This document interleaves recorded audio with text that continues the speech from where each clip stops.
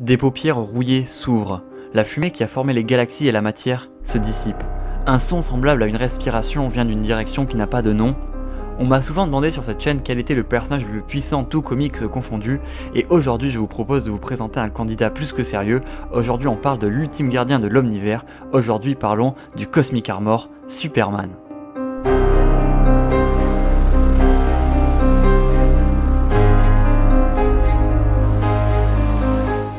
Dans cette vidéo, je vous propose donc après une brève présentation de découvrir son histoire ainsi que ses pouvoirs complètement hallucinants. Et rapidement avant de commencer, je vous conseille quand même fortement d'aller voir la vidéo d'introduction à l'univers d'ici, sinon ça va être assez compliqué à suivre. Et donc le Cosmic Armor est créé par Grant Morrison en juin 2009 pour conclure l'événement Final Crisis. Et c'est justement dans le chapitre Superman Beyond numéro 1 qu'il apparaît pour la toute première fois. Et tout commence lorsque Clark Kent est au chevet de sa femme Lois Lane alors mourante. Mais à ce moment-là, une brèche va s'ouvrir dans l'univers et un Monitor va en sortir. Les Monitors sont une race d'hyperdieux, les premiers enfants de l'Overvoid qui résident dans le Nil, un lieu en dehors même du multivers. Leur rôle principal est de gérer les différentes terres parallèles et de protéger le multivers. Et donc Superman va rejoindre un groupe déjà formé de Shazam, Ultraman, Overman ainsi que Alan Adam, le Captain Atom de la Terre 4. Mais alors qu'ils tentaient tous ensemble de sauver une terre parallèle, leur vaisseau va subir un dysfonctionnement et va plonger dans le Bleed, un espace entre les dimensions. Et malgré tous leurs efforts, ils n'arriveront pas à reprendre le contrôle de leur vaisseau et s'écraseront dans les limbes. Un espace mystérieux entre les dimensions où résident tous les personnages de comics oubliés par les lecteurs et les éditeurs. Là-bas, ils rencontreront le Pitre, autoproclamé roi des limbes qui leur indiquera la présence d'un livre au nombre de pages infinies contenant tous les livres possibles. Et en tentant de lire cet étrange ouvrage, Superman apprendra l'origine du multivers ainsi que la présence d'une armure, d'une mystérieuse sentinelle conçue comme une machine apocalyptique ultime pour défendre le multivers face à la crise finale, face à son ennemi ultime, l'Anti-Monitor. L'Anti-Monitor est l'antithèse parfaite de la vie. C'est un parasite, un vampire multiversel qui, au travers du Bleed, aspire l'énergie des différents univers. À l'origine, il était Dax Novu, le plus illustre des Monitors, mais une fois corrompu par la noirceur des grandes ténèbres, il devint Mandrake, le Dark Monitor, l'opposé de la vie. Alors, pour faire face à ce monstre, Alan Adam fusionna les consciences de Superman, le plus illustre des héros, et de Ultraman, le plus sanguinaire des vilains. Et une fois les deux symétries parfaites fusionnées, des paupières rouillées s'ouvrirent, la fumée qui a formé les galaxies et la matière se dissipa, et s'éveilla le Cosmic Armor, Superman.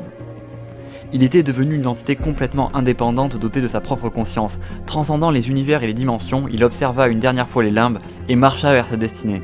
Et commença alors un combat terrible opposant les deux êtres les plus puissants qui ne furent jamais. Mais le Cosmic Armor était créé de telle façon que sa puissance était toujours supérieure ou équivalente à la menace qu'il affrontait. Alors une boucle infernale débuta.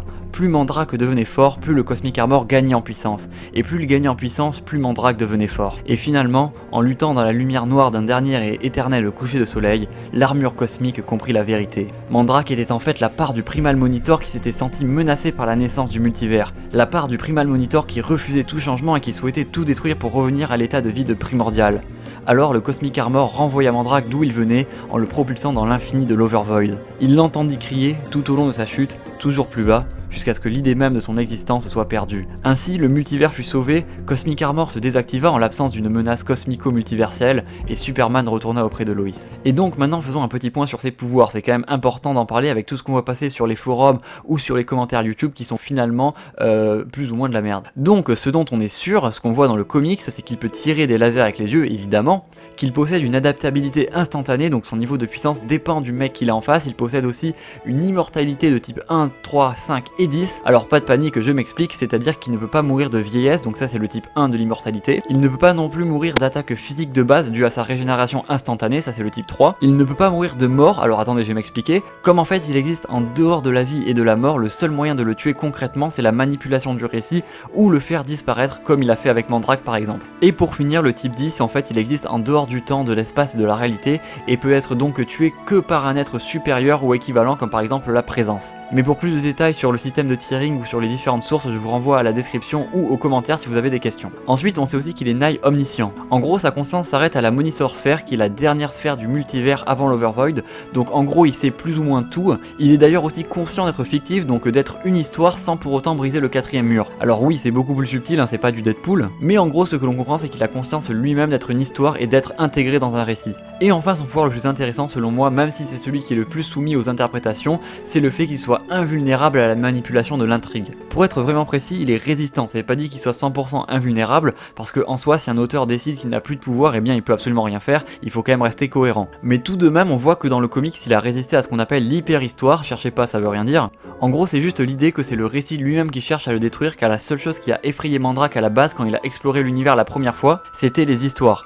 Les histoires que vivaient et se racontaient les gens, car c'était la seule chose sur laquelle il n'avait pas de contrôle. Et ne vous en faites pas, une vidéo sur le Léviathan des histoires arrive bientôt, je sais que vous la voulez. Et pour finir, c'est un des seuls persos d'ici à être vraiment de tiers A1, je vous mets toutes les sources comme je vous l'ai dit en description pour les curieux. En fait sa capacité d'action est multiverselle car il a été créé dans la sphère des monitors qui est au-delà de toutes les dimensions, et en plus le gars tient littéralement les limbes dans sa main, donc déjà c'est un argument suffisant je pense, mais surtout ça veut aussi dire, si on réfléchit, qu'en fait il n'a pas oublié les limbes, parce que tous les personnages qui sont allés dans les limbes, comme par exemple Animal Man, et qui en sont revenus, ont oublié cet endroit en fait. Dès qu'on sort de cet endroit on l'oublie, alors que lui ne l'a pas oublié, ce qui prouve encore une fois son niveau multiversel. Et niveau faiblesse, il n'en possède absolument aucune. La seule limite qu'il a, c'est une limite intrinsèque au personnage, et qu'en gros il ne peut se battre que contre des choses qui sont des menaces contre l'univers. Par exemple on pourrait dire par exemple que Robin peut le battre, parce que Robin n'est pas une menace pour l'univers, donc Robin peut le battre. Alors évidemment j'exagère le trait, mais c'est pour que vous compreniez bien l'idée, il ne peut se battre que contre des menaces. Ce qui fait que pour répondre à la question initiale finalement de la vidéo, est-ce que c'est vraiment le personnage le plus fort d'ici Comics?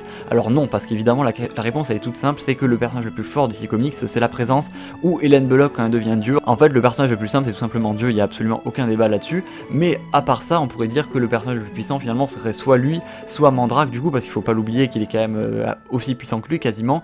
Et enfin il y a quand même Lucifer qui se démarque, je vous invite à aller voir ma vidéo sur Lucifer si jamais ça vous intéresse. Donc voilà, j'espère que cette petite vidéo d'introduction au Cosmic Armor Superman vous aura plu. Si vous avez des questions comme je vous ai dit, n'hésitez pas à les poser en commentaire. Évidemment je sais que je ne peux pas résumer Cosmic Armor Superman en seulement 10 minutes, c'est pas possible. Ensuite vous avez les sources en description, et sur ce je vous dis à très vite pour de prochaines vidéos. N'oubliez pas de liker si ça vous a plu, de vous abonner à la chaîne, c'est le plus important, ainsi que de partager, ça aide vraiment beaucoup la chaîne. Et sur ce je vous dis à très vite pour de prochaines vidéos, et surtout n'oubliez pas de regarder le côté tracé, l'autoroute. Je veux pas aller à l'école. Ah bon? Quel père la vertu vous faites?